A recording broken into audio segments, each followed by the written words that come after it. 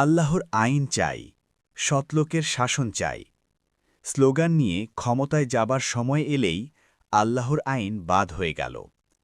যে সকল ভাইয়েরা ৮ দলীয় ঐক্যে থাকা দলসমূহ রয়েছেন, পরবর্তীতে ১১ দলীয় ঐক্যে উপনীত হল, সেই ঐক্যের মাঝে যে ফাটল অথবা দূরত্ব তৈরি হওয়ার যে কারণ রয়েছে, সেগুলো নিম্নে বর্ণনা করা হল।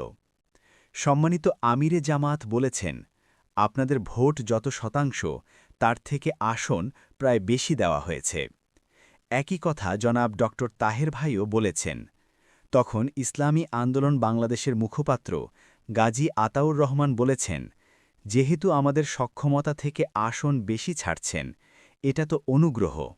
অনুগ্রহের আসন নিয়ে আমরা আপনাদের ক্ষমতার বাধা হতে চাই না, বরং আমাদের যে আসনগুলো দরকার নাই সেগুলো দিচ্ছেন, আবার যে আসনগুলোতে আমরা শক্ত লড়াই করতে পারব সেগুলো এনসিপিকে আমাদের সাথে আলাপ না করে দিয়ে দিচ্ছেন। আমাদের প্রতি আপনাদের এত অনুগ্রহ আমরা নিতে পারছি না, বরং যেহেতু আপনাদের আর এনসিপির ভোটই ৪০%, অতএব আমরা আপনাদের বাধা হব কেন? আবার এনসিপি, এলডিপি ও এবি পার্টিকে নিয়ে একটা লিবারেল লুক দিলেন, সে লিবারেল ভাবও আমরা নিতে পারব না।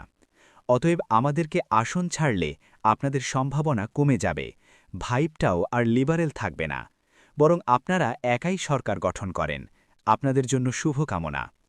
আগামী ১৩ তারিখ সব কিছুর প্রমাণ হবে, কাকে কতটুকু দরকার ছিল, কার কত শতাংশ ভোট আছে, সবকিছুই দেখা যাবে ইনশাআল্লাহ।